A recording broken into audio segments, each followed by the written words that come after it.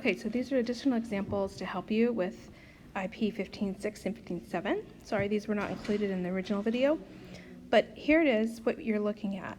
When you see x up in the exponent, you're going to have to take the logarithm to get it out. So if I take the logarithm of this, whatever I do on the left, I have to do on the right. Then I can employ the power rule, move that 3x in the front, log of 360. Now my goal is to get rid of everything but the x on the left. All right, so at this point what I want to do is divide just the logarithm out. Now I'll have 3x equals, and in my calculator it's going to be the log of 360. Make sure you close the parenthesis and then hit divide by the log of 8. It's going to give me a big old decimal. It's like 2.830 blah blah blah blah. Just leave that in your calculator, and we know the next thing we're going to do is divide by 3. And that would give me my answer, 0.94, when I round to the hundredths place. And what I do, I get 0.94. We're going to just round to 2 decimal places. So there's that answer. Let's try another one like this. Again, my variable is up in the exponent, so I'm going to need to take the logarithm of both sides. So the logarithm of 5 equals the logarithm of 0.2. Moving the power in the front looks like that, right? So first thing I want to do is divide by the log of 5.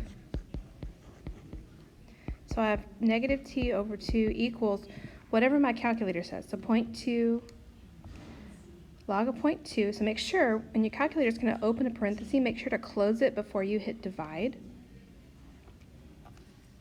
And then I have a long decimal in my calculator. Actually, I don't. It just comes out to be -1. So now to get t by itself, I'm going to need to multiply by -2.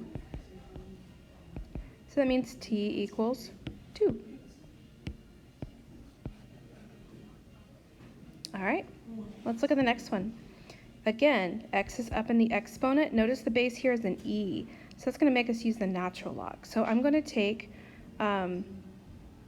before I take the logarithm, though, I want to isolate this, whatever's being raised to the exponent. So I'm going to divide the 250, and I'll have e to the 0.02x equals, and this comes out to 40. Now I'm going to take the natural log of e and move this to the front. Take the natural log of 40. Now, the natural log of e is basically saying e to what power is e? Well, that would mean it's 1, right? So it cancels out. 0.02x equals the natural log of 40. So I'm going to divide by 0.02. So x will equal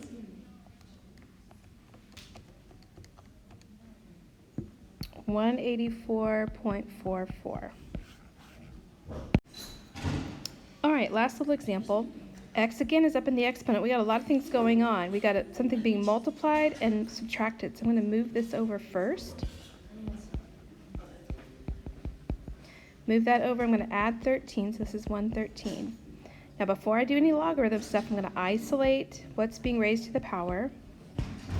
So 2 to the 3 minus x power equals whatever 113 over 5 is. Now I need to take the logarithms to get rid of the exponent. So it's going to be 3 minus x log of 2 equals the log of 113 over 5. Now, I'm going to take it in steps. 3 minus x, keep it together in parentheses. So the first thing I'm going to do is divide by the log of 2. So when I do this in my calculator, I'm going to do log of 113 divided by 5 in parentheses divided by log of 2. And I have some decimal in my, it's like 4.498, on and on and on. Leave all those decimals in there for now. Now I'm going to subtract 3. So negative x equals 1.498 something, something, something. So to make it x positive, it's going to be negative 1.50 when I round it.